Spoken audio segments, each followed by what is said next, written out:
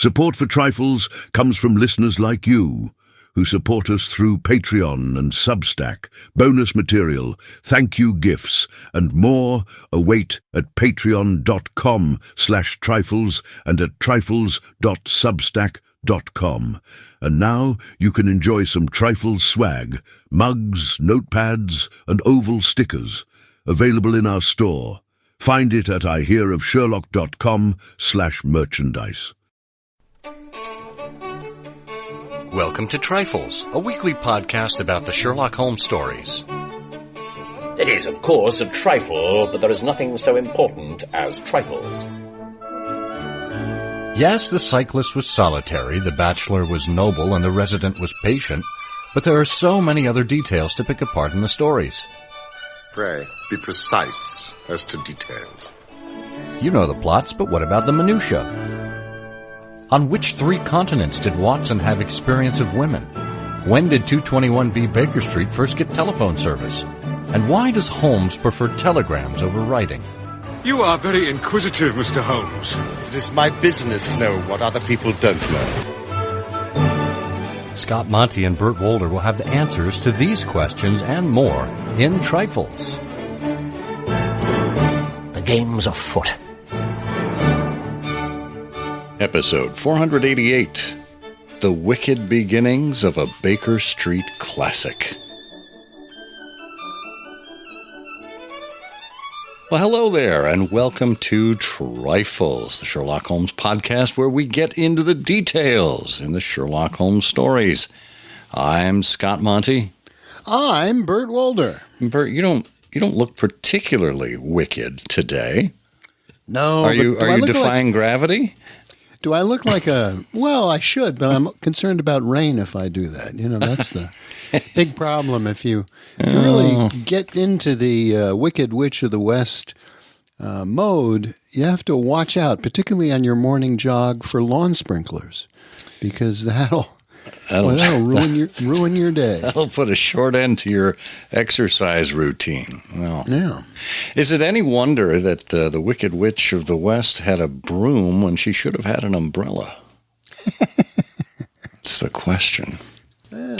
Well, we are arming you here, dear friends, with another bit of Morley-Montgomery knowledge. That's right, it is the first episode of the month. And that means we are looking at an award-winning article from the Baker Street Journal. And this time around, we bring you to 2007, an article by Ray Betzner called Wicked Beginnings of a Baker Street Classic. What exactly is so wicked, and which is the classic we're talking about? Well, we're about to tell you, so stay tuned. Meanwhile, we'd like to ask you, if you could, to direct your attention to Patreon or Substack. Either one of those platforms will give you the opportunity to support the show for as little as $1 a month. We do have some thank you gifts available for our Patreon supporters. And also, if you don't want to have a subscription to us, you just want to do a one-time thing, that's possible as well. You can do that on either one of those platforms, quite frankly. Just sign up for a month or two at a time if that suits you. Or you can head to our merch store. You can find that at ihearofsherlock.com/merchandise, where you can find yourself a Trifles mug or a Trifles notepad. You can order those directly from our store and give them out as gifts, give them to other Sherlockians, or just get one for yourself and show your love of Trifles to all who are around you. So check those out. And if you have any feedback for us, please let us know at trifles@ihearofsherlock.com.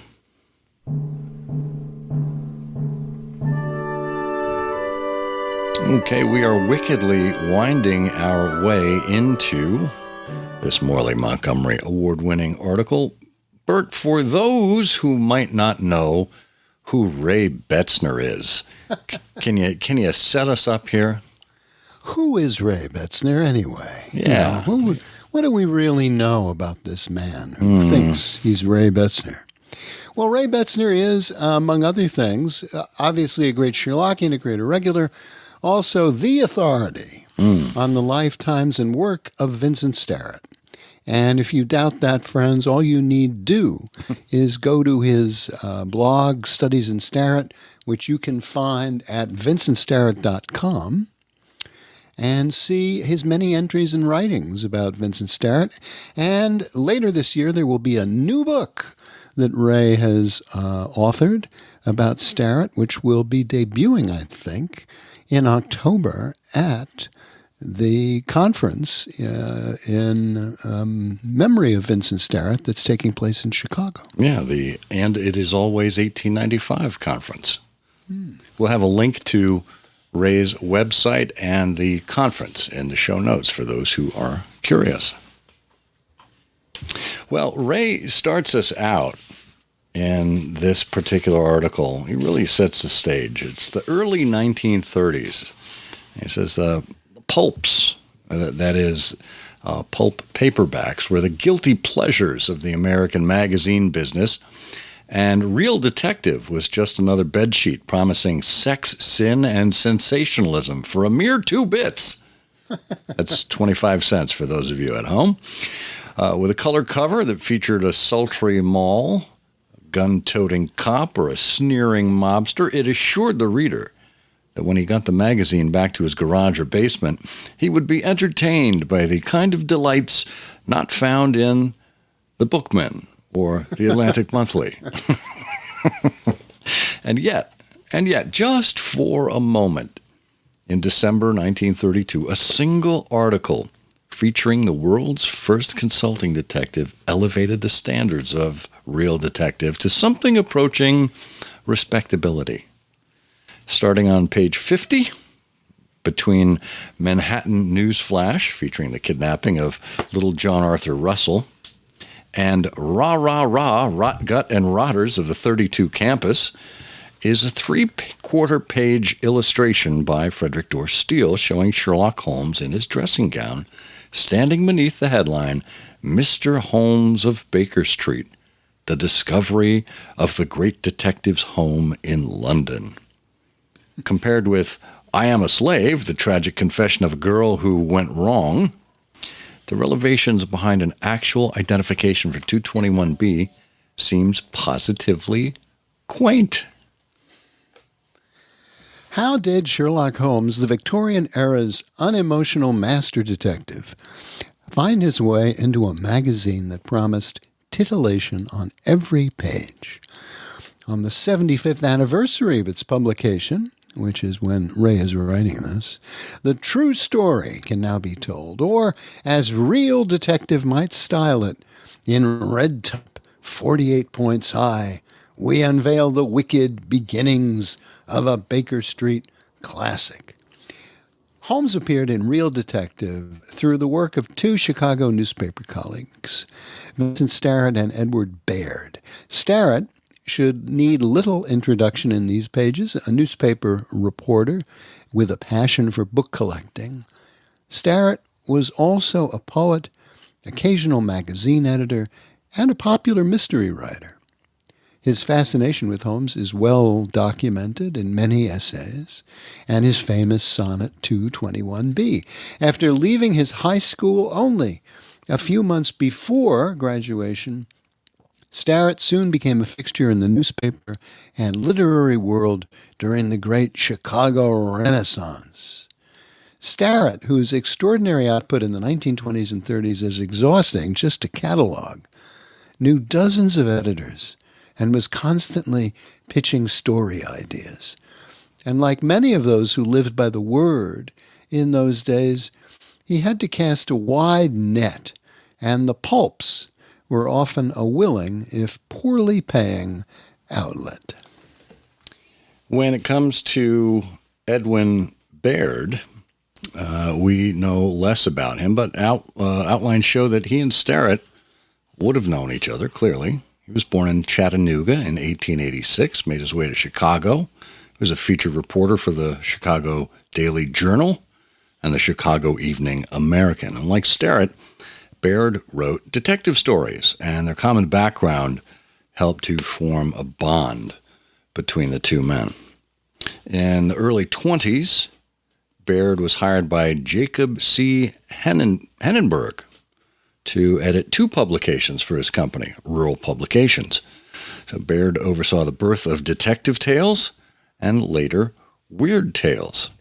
The first issue of Detective Tales was published in October 1922, and it's worth noting that Starrett had a short story in that inaugural issue.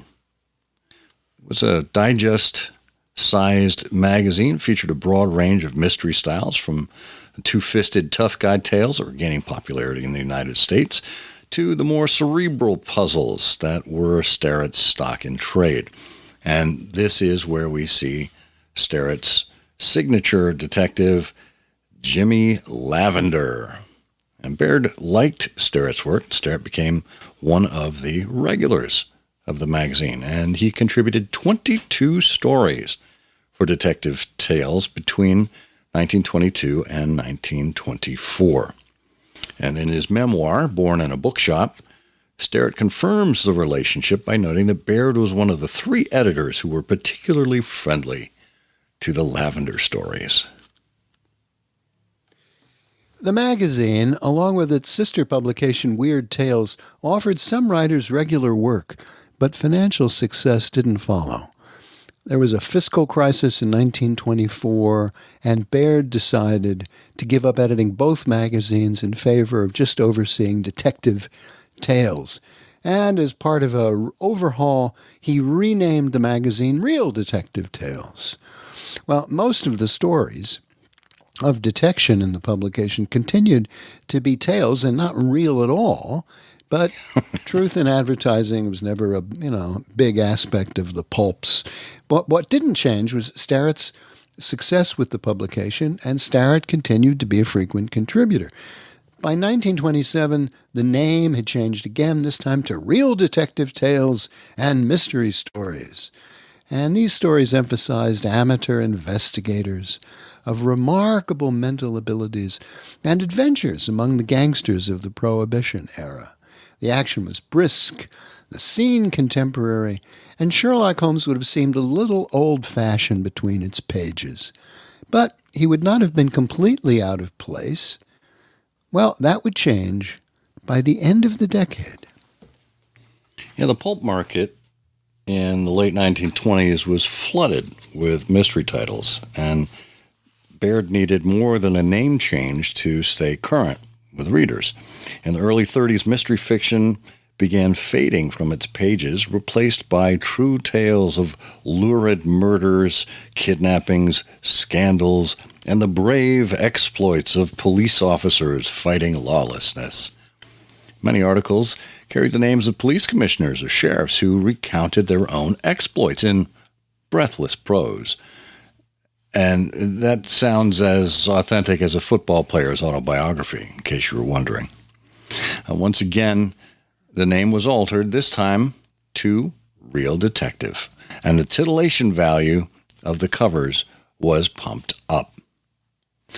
By the late 20s, Starrett had one of the best Sherlock Holmes collections in private hands.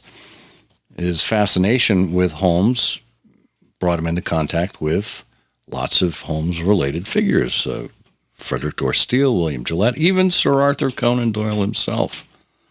And he invested many years and quite a bundle in building his Holmes library, and Starrett believed the time was right to start showing off the collection in a series of articles that he would later gather up and sell as a single volume in what we now know as The Private Life of Sherlock Holmes. So the first article appeared in December 1930, just 6 months after Conan Doyle's death.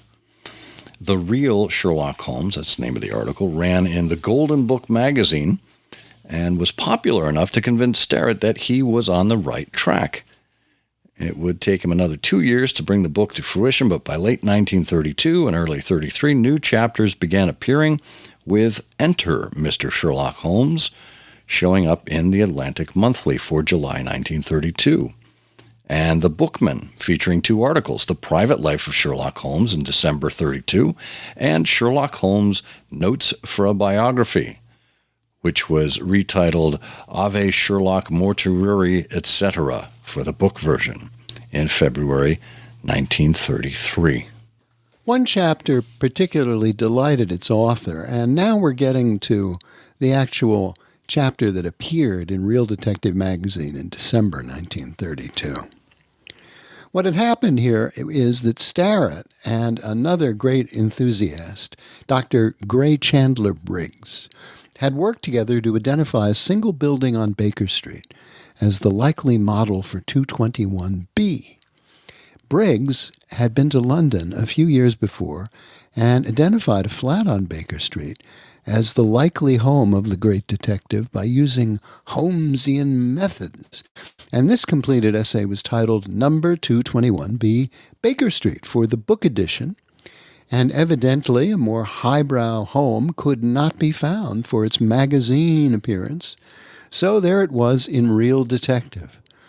And if you look at the publication today, you can't help but think that publishing an essay about Holmes in Real Detective was like introducing a love story or an elopement in the fifth proposition of Euclid.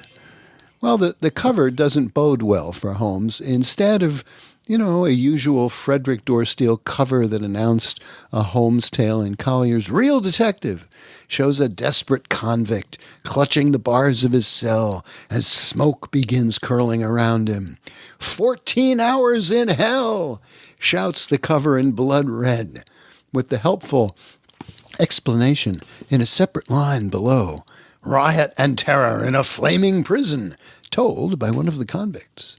Now, just in case that doesn't make you want to spend 25 cents, the cover also breathlessly promises the details behind the screaming scandals of Hollywood.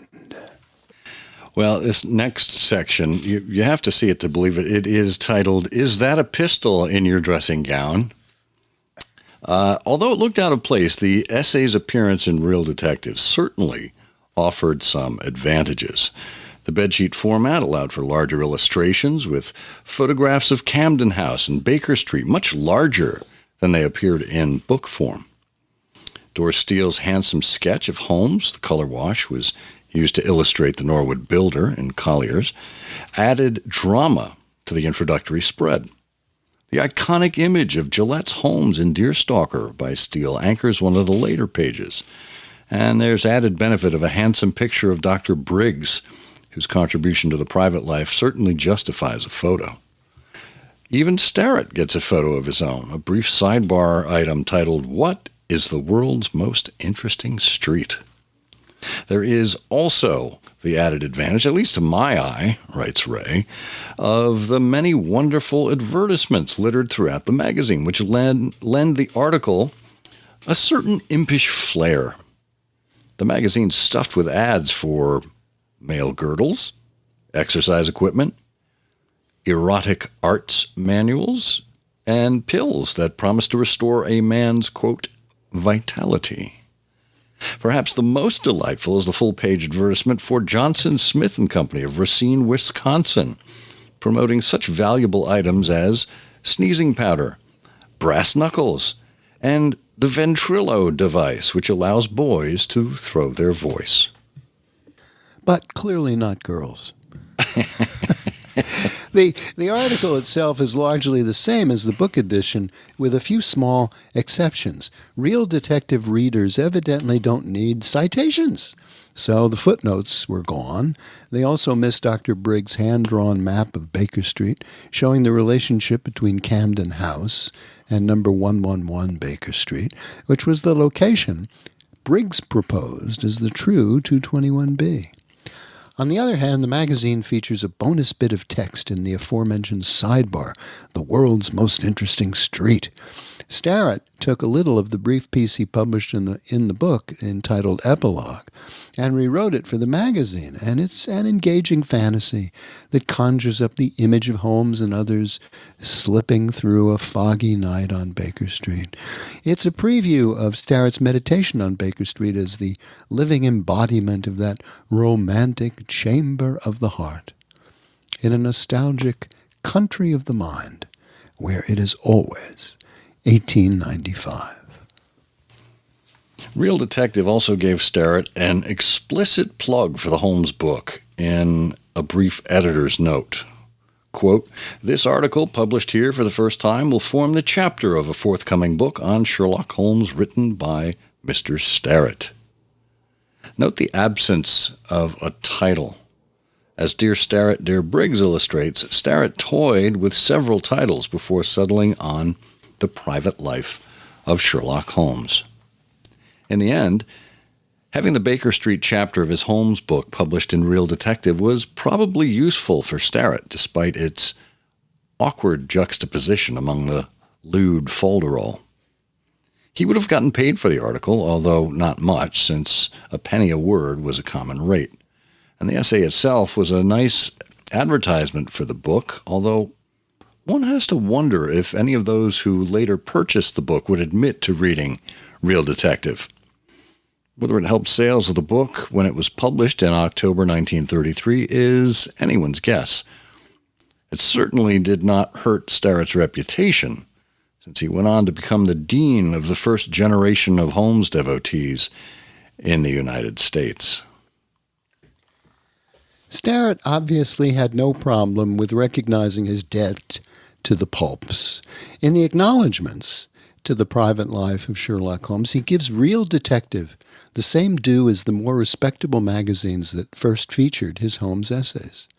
And since writers got to eat, Starrett continued selling more conventional pieces to Real Detective.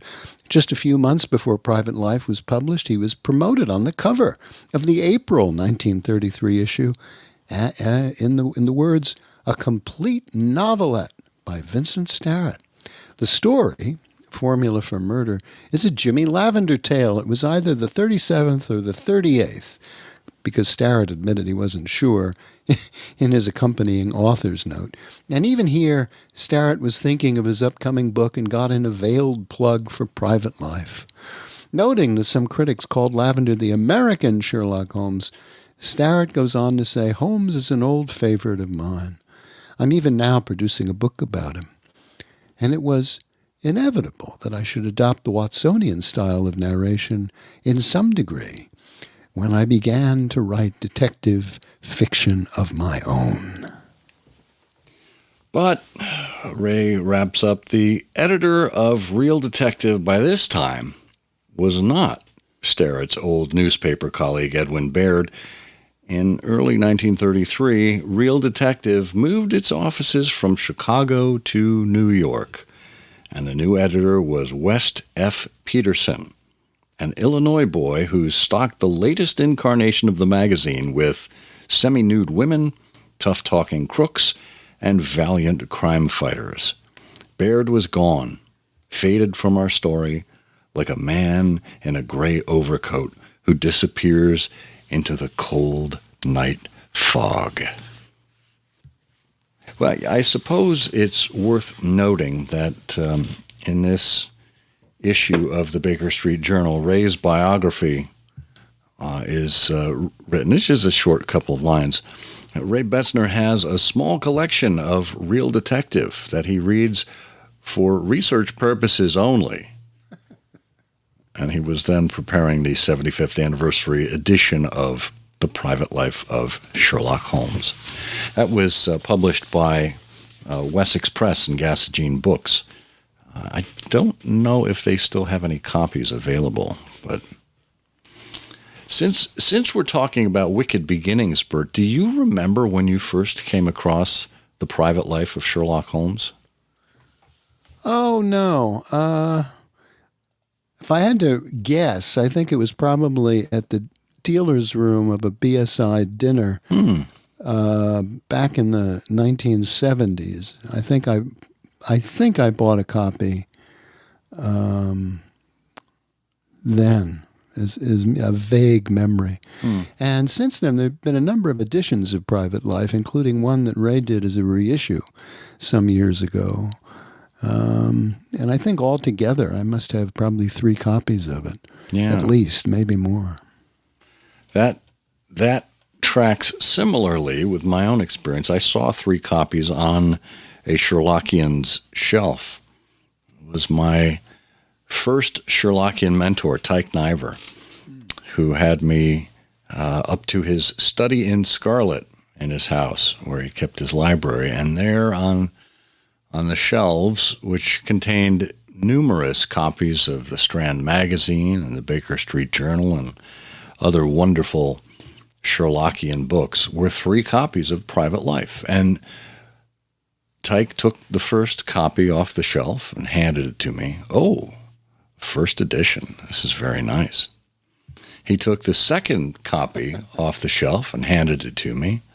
Oh, first edition, inscribed by Vincent Sterrett, to whom I can't remember at this moment. Because then Tyke took the third copy of The Private Life of Sherlock Holmes off the shelf and handed it to me, and it was Vincent Sterrett's own copy. And that is how I was introduced to the wonder of Sherlockian collecting, through The Private Life of Sherlock Holmes. Yeah, and that's just a trifle. It is, of course, a trifle, but there is nothing so important as trifles. Please join us again next week for another installment of Trifles. Show notes are available on SherlockHolmesPodcast.com. Please subscribe to us on Apple Podcasts and be sure to check out our longer show, I Hear of Sherlock Everywhere, where we interview notable Sherlockians and share news of the Sherlockian world. You've taken my breath away, Mr. Holmes. Because the document in question is of such immense importance that its publication might very easily, I might almost say probably, lead to European complications of the utmost moment. Unless its recovery is attended by the utmost secrecy, then it may as well not be recovered at all. For all that is aimed at by those who have taken it is that its contents should be generally known.